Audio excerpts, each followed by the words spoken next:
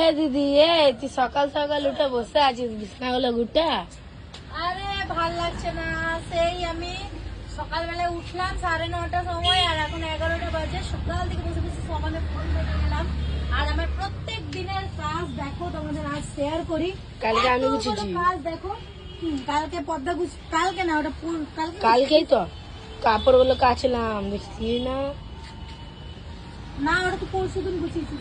চল রে, কালকে আমি গুছিয়েছি। ঠিক আছে, যাই হোক, তো আজকে আমাকে গোছাতে হবে। আর আমাদের এখানে জল পড়েছিল কালকে রাত্রেবেলায়, ঘুমাচ্ছি আর দেখছি জল না আমাদের এই ঘরে কোনা থেকে পড়ে, কোনায় পড়ে। তো বিছানাগুলো ভিজে গেছে, রোদে দেবো। আর তোমরা অনেকে আমাকে কমেন্ট করেছো যে দিদি বালিশ গুলো একটু রোদে দাও। সত্যি বলতে আমি এখন অনেকটাই ঘুরে হয়ে গেছি, তাই আমার বালিশের অবস্থা দেখো খুব বাজে অবস্থা। একটু রোদে দিলে ভালো থাকে।